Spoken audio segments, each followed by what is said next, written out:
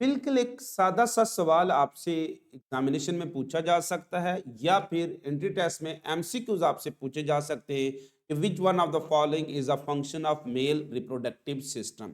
तो इस वीडियो में हम डिटेल डिस्कस करने जा रहे हैं कि जो मेल रिप्रोडक्टिव सिस्टम है इसके आम फंक्शन कौन कौन से हैं।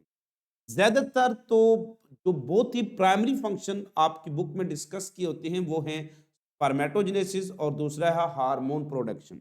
लेकिन इसके अलावा भी बहुत से फंक्शन हैं जो हम डिटेल में डिस्कस करने जा रहे हैं। नंबर वन, आपसे क्वेश्चन पूछा जाए कि in list various function of male reproductive system, तो आप ये सारे लिस्ट आप बता सकते हैं।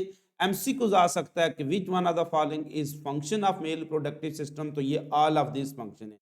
Number one, process of spermatogenesis है, यानी whole process by which sperm are produce is called spermatogenesis. फिर है semen formation, the process of formation of semen is called semen formation. Number three, ejaculation and copulation in ejaculation. Copulation एक ऐसा process है जिसके जरिए semen is transferred into the female body. तो process by which semen is transferred into the female reproductive track यानी vaginal tract is called copulation. और जैसे ही copulatory organ female body part में इंसर्ट किया जाता है तो आफ्टर अ ब्रीफ पीरियड के बाद रिलीज ऑफ सीमन होती है। तो this release of semen from the पीनस is called ejaculation. तो ये भी एक्चुअली मेल रिप्रोडक्टिव सिस्टम का इंपॉर्टेंट काम है। और फिर नो डाउट हार्मोन प्रोडक्शन है जिसको हम डिटेल में डिस्कस करेंगे। तो स्पर्मेटोजेनेसिस और हार्मोन प्रोडक्शन को फिर आगे डिटेल डिस्कस किया जाएगा। अब this whole process of formation of spermatogenesis called sperm is called spermatogenesis. Genesis का मतलब होता है किसी चीज का बनना, एनिमल से रिलेटेड टर्म है, और sperm mean spermato mean sperm का बनना। तो इसकी डेफिनेशन क्या है कि whole process of formation of sperm is called spermatogenesis. Spermatogenesis होती कहां पर है? वो टेस्टिस के अंदर होती है। टेस्टिस के अंदर भी किस में होती है? वो एक ग्रुप ऑफ जो सेमिनिफेरस ट्यूब्यूल है लोब्यूल के अंदर होती है। और लोब्यूल के अंदर भी किस में होती है? वहां पर होती है सेमिनिफेरस ट्यूब्यूल, उनके अंदर होती है। एक सेमिनिफेरस ट्यूब्यूल का ये क्रॉस सेक्शन शो किया गया है। उस क्रॉस सेक्शन के अंदर हम देखेंगे कि ये प्रोसेस ऑफ स्पर्मेटोजेनेसिस कैसे चल रहा है। कोई भी ट्यूब है, उसके जो सेंटर में खाली एरिया होता है उसको कहते हैं ल्यूमन, और उसको जो दीवार है उसको वॉल कहते हैं। तो एक्चुअली स्पर्मेटोजेनेसिस का प्रोसेस स्टार्ट होता है with in the germinal wall of seminiferous tubule. कहाँ स्टार्ट हो रहा है? एमसीक्यू पूछा जा सकता है कि process of spermatogenesis initiate in the germinal wall of spermatogenesis wall of seminiferous tubules. अब जर्मिनल वॉल का ये क्रॉस सेक्शन है यहां से लेकर यहां तक। अब प्रोसेस जो यहां से स्पर्मेटोजेनेसिस को टॉप से शुरू होता है और बॉटम ल्यूमन की तरफ खत्म होता है, यानी टॉप से शुरू होगा ल्यूमन की तरफ जाएंगे। जैसे जैसे हम स्टेप आगे गुजरते जाएंगे, जितना आप नीचे मूव करेंगे टुवर्ड ल्यूमन, प्रोसेस नेक्स्ट जो होता है आपको आखिरी टर्मिनल स्टेज उसकी मिलेगी। तो with in the seminiferous tubules अगर हम देखें तो उसकी जर्मिनल वॉल में जो होते हैं ग्रुप ऑफ डिप्लॉयड सेल होते हैं। These are called group of diploid terminal cell, जिनको हम स्पर्मेटोगोनियम भी कहते हैं। तो जर्मिनल वॉल ऑफ जो सेमिनिफेरस ट्यूब्यूल होती है वो माइटोसिस के जरिए एक डिप्लॉयड जो सेल पैदा करती है, दैट आर कॉल्ड स्पर्मेटोगोनिया। एक को हम कहते हैं स्पर्मेटोगोनियम। हम एक को लेकर आगे चलेंगे, ऐसे बहुत से spermatogonia with in the germinal wall of seminiferous tubule मौजूद होते हैं। तो ये germinal wall of seminiferous tubule है। इसके टॉप पर ये जो सेल आपको नजर आ रहा है, दिस इज कॉल्ड स्पर्मेटोगोनियम। ये एक डिप्लॉयड सेल है। बना कैसे है? By mitosis within the germinal wall of seminiferous tubule. इनमें से कुछ स्पर्मेटोगोनियम डिफरेंशिएट हो जाते हैं into a primary cell that give rise to sperm is called primary spermatocyte. तो कुछ स्पर्मेटोगोनिया डिफरेंशिएट हो जाएंगे, तो जो नेक्स्ट स्ट्रक्चर है स्पर्मेटोगोनियम के बाद वो क्या है? Primary spermatocyte. ये भी डिप्लॉयड है। तो यहां तक जो भी स्ट्रक्चर आपको मिलेगी वो डिप्लॉयड। अब इन जो प्राइमरी स्पर्मेटोसाइट हैं इन पर एक्ट करती है एक hormone FSH, follicle stimulating hormone. इसमें मियोसिस 1 को स्टार्ट करवाती है।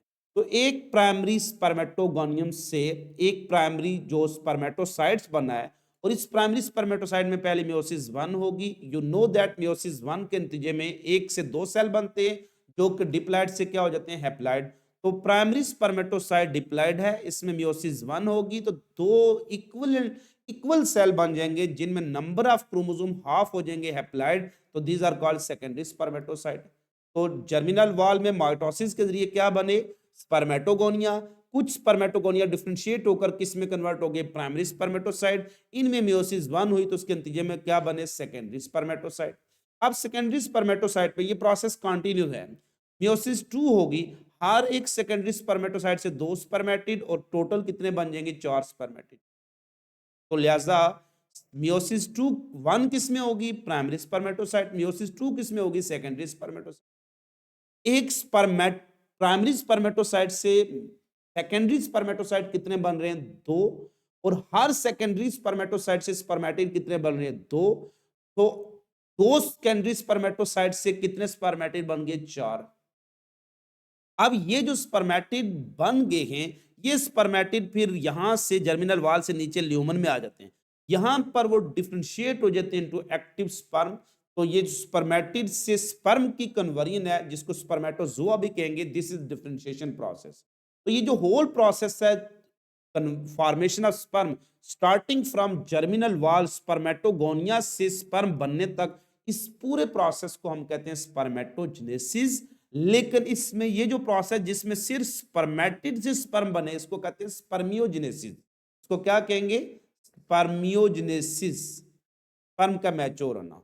ये जो स्पर्मियोजेनेसिस स्पर्म का मैच्योर होने का प्रोसेस है, ये कहां होता है, ल्यूमन ऑफ जो सेमिनिफेरस ट्यूब्यूल में होता है। तो इसको हम अगर देखें तो क्या प्रोसेस है स्पर्मेटोजेनेसिस का, जर्मिनल वॉल ऑफ जो सेमिनिफेरस ट्यूब्यूल है उसमें माइटोसिस के जरिए डिप्लॉयड सेल बनते हैं स्पर्मेटोगोनिया। स्पर्मेटोगोनिया डिफरेंशिएट होकर बनाते हैं प्राइमरी स्पर्मेटोसाइट। प्राइमरी स्पर्मेटोसाइट में मियोसिस 1 होती है तो एक प्राइमरी स्पर्मेटोसाइट से 2 सेकेंडरी स्पर्मेटोसाइट बनते हैं, और फिर मियोसिस 2 होती है, दोनों सेकेंडरी स्पर्मेटोसाइट और 2 से 4 स्पर्मेटिड बन जाते हैं, और फिर स्पर्मेटिड डिफरेंशिएट होकर 4 स्पर्म बना लेते हैं। जैसा एक प्राइमरी स्पर्मेटोसाइट से 4 स्पर्म बन रहे हैं, और अगर आपके पास कोई क्वेश्चन आ जाए कि 10 प्राइमरी स्पर्मेटोसाइट कितने स्पर्म बनाएंगे, तो मल्टीप्लाई बाय 4 यानी कितने बन जाएंगे, 20, जो 10 से 40 बन जाएंगे। 1 से 4 बन रहे हैं तो 10 से 40 बन जाएंगे। इसी तरह से मियोसिस 1 किस में होगी, हमेशा प्राइमरी स्पर्मेटोसाइट में। Which one the following are the result of meiosis 2, तो वो सेकेंडरी स्पर्मेटोसाइट है। Which are form as the result of differentiation, वो स्पर्म भी हैं और प्राइमरी स्पर्मेटोसाइट्स भी हैं। तो primary spermatocytes are form by differentiation of spermatogonia, और sperm are form by differentiation of जो स्पर्मेटिड्स। एक प्राइमरी स्पर्मेटोसाइट से सेकेंडरी स्पर्मेटोसाइट कितने बनते हैं, 2। एक सेकेंडरी स्पर्मेटोसाइट से स्पर्मेटिड कितने बनते हैं, 2। तो प्राइमरी स्पर्मेटोसाइट से स्पर्म की रेशियो है 1:4, और प्राइमरी स्पर्मेटोसाइट से सेकेंडरी स्पर्मेटोसाइट की रेशियो है 1:2, और स्पर्मेटिड टू स्पर्म रेशियो है 1:1। तो ये रेशियो आपको पता नहीं चाहिए, जिस पर हम बाद में डिटेल में डिस्कस करेंगे। दूसरा इंपॉर्टेंट प्रोसेस जो होता है वो टेस्टिस का विद रेफरेंस टू मेल, वो होता है एक मेल हार्मोन पैदा करना, दैट इज कॉल्ड टेस्टोस्टेरॉन। होता यह है कि जो हाइपोथैलेमस है उससे रिलीज होता है गोनेडोट्रोपिन रिलीजिंग हार्मोन आती है। ये हाइपोथैलेमस से गोनेडोट्रोपिन रिलीजिंग हार्मोन एक्ट करती है इंटीरियर पिट्यूटरी, वहां से वो दो बड़ी हार्मोन पैदा करवाती हैं, एफएसएच और एलएच। एफएसएच का ज्यादातर टारगेट होता है germinal wall of epithelium, spermatogenesis भी स्टार्ट करवाती है, और साथ ही वो सर्टोलाइज सेल पर एक्ट करती है और प्रोड्यूस करवाती है एक हार्मोन इनहिबिन, जो कि इनहिबिट करती है इंटीरियर पिट्यूटरी को कि फर्दर वो एफएसएच या एलएच पैदा ना करे। तो दूसरी बड़ी हार्मोन है जिसको एलएच कहते हैं, मेल में इसका नाम होता है ICSH, interstitial cell stimulating hormone. ये इसको interstitial cell stimulating hormone male में क्यों कहते हैं, स्ट्रक्चरली ये एक ही चीज है, लेकिन फीमेल में इसका नाम ल्यूटिनाइजिंग हार्मोन, चूंकि ये turning yellow of corpus luteum करती है, ल्यूटिनाइजेशन करती है। और मेल में इसका नाम होता है इंटरस्टिशियल सेल स्टिमुलेटिंग हार्मोन, क्योंकि जाकर ये लेडिक सेल जिनको कहते हैं interstitial cell, IC interstitial cell भी लेडिक सेल को कहते हैं, ये एंडोक्राइन सेल होते हैं, इनको स्टिमुलेट करती है, वो क्या पैदा करें, टेस्टोस्टेरॉन। तो ये एक इंपॉर्टेंट हार्मोन है टेस्टोस्टेरॉन। तो टेस्टिस का एक इंपॉर्टेंट काम, जो one of the most important hormone testis में पैदा होती है वो टेस्टोस्टेरॉन है, और दूसरी हार्मोन है वो इनहिबिन हार्मोन है। अब लेडिक सेल क्या होते हैं? अब आपको ये बताऊं कि ये एक सेमिनिफेरस ट्यूब्यूल है। ये जितने भी आपको सर्कल नजर आ रहे हैं, these are actually seminiferous tubule के क्रॉस सेक्शन है।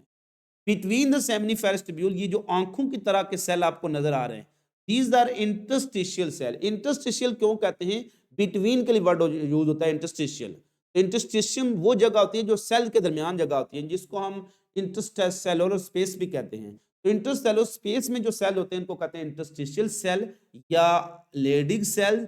इन पर जो एक्ट करती है हार्मोन, इसको कहते हैं इंटरस्टिशियल सेल स्टिमुलेटिंग हार्मोन, आईसीएसएच। इससे उसका नाम है stimulating hormone. So ICSH is a hormone that act on the interstitial cell of the testes, और ये फिर क्या पैदा करते हैं? ये पैदा करते हैं hormone called seminiferous, called testosterone, जिसके बहुत से इंपॉर्टेंट फंक्शन है। सक्सेसफुल स्पर्म प्रोडक्शन करती है, male secondary sex character develop करती है, और इसके अलावा भी बहुत से फंक्शन है जो हम डिटेल में डिस्कस। मेल के अंदर एक इंपॉर्टेंट हार्मोन है दैट इज कॉल्ड टेस्टोस्टेरोन, और ये हार्मोन इतनी इंपॉर्टेंट है कि आपकी जिंदगी के अंदर असल में जिंदगी आपको देने वाली हार्मोन है। यानी आपको फुर्तीला रखने में, एक्टिव रखने में, जवान रखने में, मर्द रखने में, एग्रेसिव रखने में, बहुत ज्यादा आपको एक मर्दानगी देने में जिस हार्मोन का रोल है वो है टेस्टोस्टेरोन। ये हार्मोन पैदा होती है हमारे टेस्टिस के अंदर, between the seminiferous tubule cell होते हैं इंटरस्टिशियल सेल, वहां से पैदा हो रही होती है। और इसके इंपॉर्टेंट काम कौन कौन से हैं? मैं स्टार्ट करता हूं ब्रेन से। तो ये टेस्टोस्टेरोन हार्मोन है, ये ब्रेन पर भी एक्ट करती है, आपको मोटिवेशन देती है, आपको हमेशा मोटिवेट रखती है, आपका मूड अच्छा रखती है, और आपकी जो सेक्सुअल ड्राइव है यानी डिजायर फॉर सेक्स है उसको बढ़ाती है। इसके अलावा इसका नेक्स्ट टारगेट होता है बोन मैरो पर एक्ट करती है, और रेड ब्लड सेल प्रोडक्शन में बहुत इंपॉर्टेंट रोल प्ले कर रही होती है। इम्यून फंक्शन में, इम्यूनिटी में इंपॉर्टेंट रोल प्ले कर रही होती है। कार्डियोवैस्कुलर सिस्टम पर आ जाए यानी ब्लड से रिलेटेड, तो ये आपको एनर्जी देती है, स्टेमिना देती है। ये जो डोप टेस्ट करवाते हैं ना, बहुत से जो फास्ट बॉलर का डोप टेस्ट होता है, उनको एनर्जी या स्टेमिना बहुत ज्यादा, वो शोएब अख्तर तेज तेज बॉल कर रहा होता था बहुत, तो हमेशा उसको डोप टेस्ट में पकड़ा जाता था। वो टेस्टोस्टेरोन के इंजेक्शन होते हैं वो लगा लेते हैं, या टेस्टोस्टेरोन आर्टिफिशियल ले लेते हैं। ये एनर्जी और स्टेमिना आपको प्रोवाइड करिए, यानी सिर्फ सही जवान रख रही है आपको। स्किन पर एक्ट करती है, growth in of facial and body hair. आपके फेस के ऊपर ये जो दाढ़ी मूछ है इसको कहते हैं सेकेंडरी मेल सेक्स करेक्टर, इसको बढ़ाती है। इसके अलावा बॉडी के ऊपर जो ग्रोथ ऑफ हेयर उसको स्टिमुलेट करती है। मसल पर आ जाएं तो मसल मैस एंड स्ट्रेंथ बढ़ाती है, यानी बॉडी बिल्डिंग अगर आप कर रहे हैं, आप बॉडी बिल्डर कर रहे हैं, आप बहुत ज्यादा डोले शोले बनाने जा रहे हैं, तो आपको आर्टिफिशियल टेस्टोस्टेरोन नहीं लेनी चाहिए। वो इसलिए देखते हैं कि अंडे बहुत ज्यादा खाते हैं, एक तो अंडे में प्रोटीन होती है और दूसरा उसमें क्या होती है, यॉक होती है, और यॉक के अंदर क्या होती है, कोलेस्ट्रॉल होता है, जिससे टेस्टोस्टेरोन हार्मोन बनती है, क्योंकि वो स्टेरॉइड हार्मोन है। तो ये बहुत इंपॉर्टेंट एंड्योरेंस जो होती है, आपको बर्दाश्त ये आपको प्रोवाइड कर रही होती है। मसल मैस एंड स्ट्रेंथ, यानी आपको बहुत ज्यादा बहुत बाइसेप ट्राइसेप बिल्ड करने में ये आपको हेल्प करती है। यानी आप में टेस्टोस्टेरोन ज्यादा है तो आपका बॉडी मैस, आपका गोश्त सही होगा। मेल सेक्स ऑर्गन पर भी एक्ट करती है, तो स्पर्म प्रोडक्शन इसका इंपॉर्टेंट काम है। सक्सेसफुल स्पर्म प्रोडक्शन में ये एक इंपॉर्टेंट रोल प्ले करती है। एरेक्टाइल फंक्शंस, यानी आपके पेनिस के इरेक्शन के लिए ये बहुत जरूरी है। अगर टेस्टोस्टेरोन कम हो जाएगी तो आपकी पेनिस में इरेक्शन कम हो जाएगी, यानी आपकी मर्दानगी आस्ता आस्ता से, जो उर्फ आम है जिसको मर्दानगी कहते हैं, वो खत्म होती जाएगी। बोन पर एक्ट करती है और बोन डेंसिटी को बढ़ाती है, और ओस्टियोपोरोसिस को ये रोकती है, यानी बोन को वीक होने से बचा रही होती है। अब सवाल ये है कि टेस्टोस्टेरोन बढ़ाई कैसे जाए, जो अक्सर मर्दों का सवाल होता है। नेचुरल वे भी हैं टेस्टोस्टेरोन के, लेकिन एक चीज जो आपकी मर्दानगी या टेस्टोस्टेरोन की किलर है वो है स्ट्रेस। यानी अगर आप ये स्ट्रेस ले रहे हैं ना कि मेरे अंदर मर्दाना पावर खत्म हो गई है, तो इस स्ट्रेस से मजीद खत्म होती जाएगी। लिहाजा बी हैप्पी, हमेशा हैप्पी मूड में रहें। तो सबसे इंपॉर्टेंट बात यह है कि स्ट्रेस जो होती है वो आपकी किलर है, आपकी जवानी की कातिल है, आपकी जिंदगी की कातिल है। तो स्ट्रेस जितनी कम से कम रखेंगे, आपके अंदर टेस्टोस्टेरोन की प्रोडक्शन इतनी ज्यादा होगी। स्ट्रेस की वजह से टेस्टोस्टेरोन ऑटोमेटिकली कम होती जाएगी, और ये सारी प्रॉब्लम जो आपको फेस करना पड़ेंगी। इसके अलावा इसके बेहतर तरीके क्या है, जितनी आप एरोबिक एक्सरसाइज कर सकते हैं, सबसे बेस्ट इसका यही तरीका है। खुराक के साथ साथ, खुराक बेशक आप बहुत अच्छी खा रहे हैं लेकिन एरोबिक एक्सरसाइज आपने छोड़ दी है तो टेस्टोस्टेरोन लेवल आपका बहुत कम हो जाएगा, क्योंकि जितनी एरोबिक एक्सरसाइज, स्विमिंग है, वॉकिंग है, जंपिंग है, रनिंग है, जो एक्सरसाइज हैं, इससे टेस्टोस्टेरोन बूस्ट अप होती है, बढ़ती है। और सिर्फ आप वॉकिंग और जंपिंग पर ध्यान नहीं देंगे बल्कि साथ साथ आपको उसी के प्रिकर्सर भी खाने पड़ेंगे, यानी आपकी खुराक में स्टेरॉयड भी होने चाहिए। अंडे की जर्दी का इस्तेमाल करें, चूंकि अंडे की जर्दी में कोलेस्ट्रॉल होता है और वो कोलेस्ट्रॉल टेस्टोस्टेरोन बनाने में हेल्प कर रहा है। अब अगर आप बहुत ज्यादा अंडे खाई जा रहे हैं लेकिन वॉक नहीं कर रहे हैं तो अगेन ये आपका कोलेस्ट्रॉल लेवल ही बढ़ेगा, टेस्टोस्टेरोन का लेवल नहीं बढ़ेगा। और अगर आप बहुत ज्यादा वॉक कर रहे हैं और आपके अंदर कोलेस्ट्रॉल का इंटेक कम है तो फिर भी कोलेस्ट्रॉल, टेस्टोस्टेरोन नहीं बनेगी, तो आपका वजन कम आना शुरू हो जाएगा। तो इसलिए दोनों चीजों का बैलेंस जरूरी है। वॉक एक्सरसाइज के साथ साथ एग यॉक का इस्तेमाल भी करेंगे जिससे टेस्टोस्टेरोन लेवल बढ़ जाएगा, और ये वो हार्मोन है जो मेल को मेलनेस देती है, मर्द को मर्दानगी देती है और जिंदगी देती है, फुर्ती देती है, अग्रेसिवनेस देती है, यानी आपकी बॉडी स्ट्रेंथ मैच दे रही होती है। ये मेल की मर्दाना हार्मोन है, that is called testosterone. Female में बहुत कम होती है, ये पैदा होती है वो एड्रिनल ग्लैंड से पैदा हो रही होती है। तो this is all about the mail reproductive system, उसके फंक्शन। उम्मीद करता हूँ आपको ये वीडियो पसंद आई होगी। चैनल को जरूर सब्सक्राइब कर दें और इस वीडियो को जरूर शेयर करें तमाम लोगों तक जो कि टेस्टोस्टेरोन के प्रॉब्लम की वजह से बहुत सी प्रॉब्लम फेस कर रहे हैं। खुश रहिएगा, खुश रखिएगा, दुआ में याद रखिए।